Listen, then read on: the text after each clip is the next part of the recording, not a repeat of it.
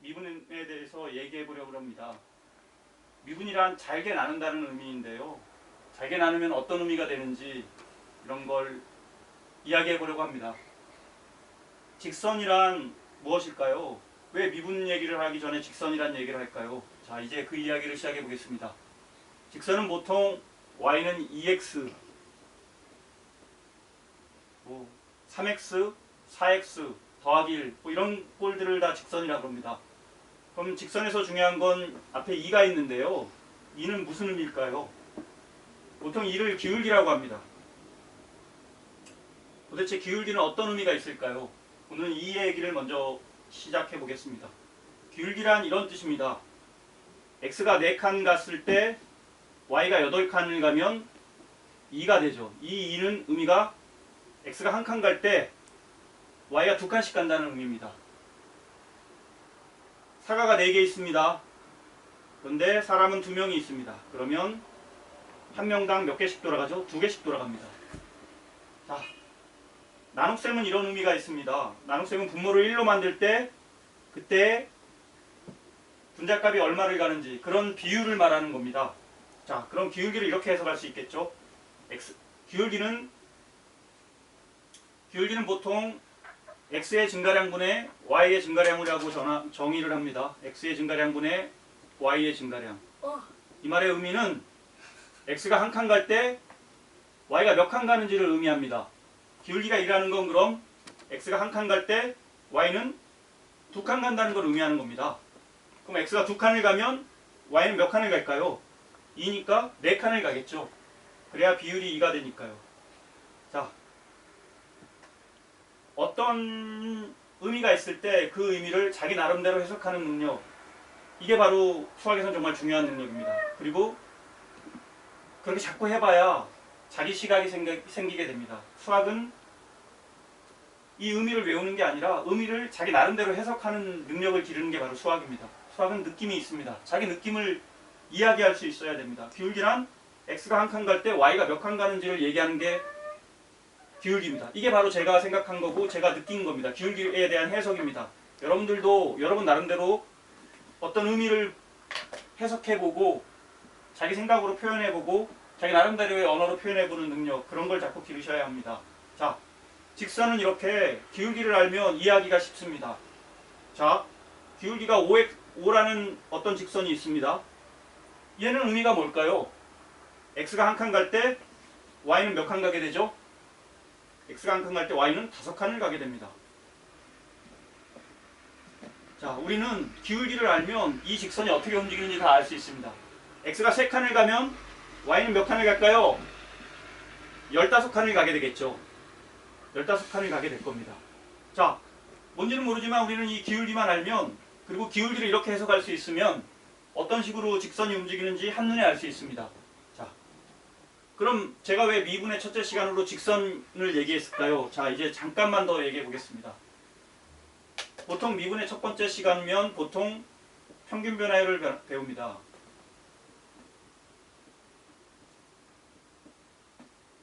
오늘은 평균 변화율을 얘기하고 다음 시간에 미분 계수가 뭔지를 얘기하겠습니다. 평균 변화율이 뭘까요? 자, 이런 곡선이 있습니다. y는 x제곱이라고 하겠습니다. 이 곡선을 이해하고 싶은데 이해하기가 되게 어렵습니다. 왜냐하면 각 점마다 움직임의 양이 다릅니다. 사람들이 생각했습니다. 어떻게 하면 좀 더 쉽게 이야기할 수 있을까? 그래서 그냥 이 곡선이 어떻게 움직였든 우리는 직선처럼 해석을 해보자. 왜냐하면 각 점마다 움직이는 양이 다 달라서 표현하기가 너무 어렵습니다. 그런데 이걸 그냥 직선처럼 어떻게 됐든 두 점 사이를 어떻게 움직였든 그냥 직선처럼 보자. 그러면 이해하기 그나마 간단하니까요. 이런 걸 평균 변화율이라고 합니다. 가령 0과 1에서의 평균 변화율을 구하여라. 그러면 여기가 0이고 여기가 x가 1일 때 둘 사이에 어떻게 움직였든 직선처럼 움직였다고 생각하자 이겁니다. 그러면 아까 직선을 이해하려면 직선을 이해하기 제일 좋은 건 기울기를 이해해야 된다 그랬습니다. 자, 0부터 1 사이 이게 어떻게 움직였는지 잘 안 보입니다. 하지만 0일 때 y값은 0제곱이니까 0이 되고 1일 때 y값은 1제곱이니까 1이 됩니다. 그러면 둘 사이의 기울기는 죄송합니다. 네. 둘 사이의 기울기는 x2-x1, y2-y1에서 1이 됩니다. 그 말은 뭐냐면 y는 x제곱이 실제로 이렇게 복잡한 함수지만 0과 1 사이를 그리면 이렇게 y는 x라는 이 직선으로 이해할 수 있다 이겁니다. 그 말은 x가 한 칸 갈 때 y도 한 칸 갔다. 실제 움직임하고는 다르지만 이렇게 얘기하면 이 직선이 어떻게 움직이는지 대충 이야기할 수 있습니다. 감이 올 수 있습니다. 이 말은 뭐냐면 마치 이런 거랑 같습니다. 복잡하게 자동차가 서울에서 출발해서 부산까지 갔습니다. 그런데 서울에서 부산까지 가는데 어떻게 움직였는지 우리는 정확히 알고 싶진 않고 대략 100km/h 라는 평균 속도로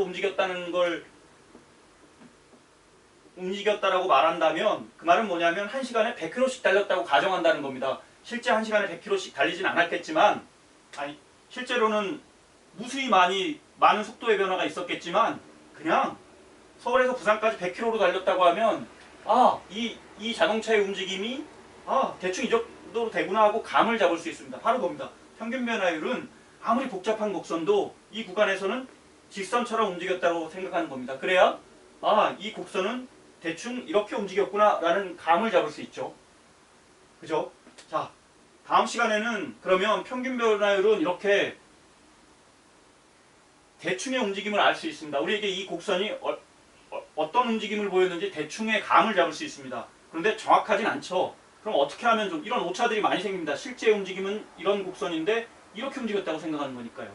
그러면 다음 시간에 도대체 미분계수가 뭔지 그리고 이런 오차들을 어떻게 좀 더 작게 만들 수 있는지 그러면 이 곡선을 어떻게 좀 더 정확하게 이해할 수 있는지 그런 얘기들을 해보도록 하겠습니다. 오늘 첫 시간이라 제가 많이 버벅이고 그랬는데요. 수학은 자기 생각을 표현할 수 있습니다. 수학은 공식을 단순히 외우는 것도 아니고 자기 생각을 어떤 식으로 해석하고 그리고 수학적 원리를 어떤 식으로 이해할 수 있는지 그리고 그 자기 생각을 어떤 언어로 표현할 수 있는지 이런 마치 국어랑 같은 겁니다. 느낌이 있는 겁니다.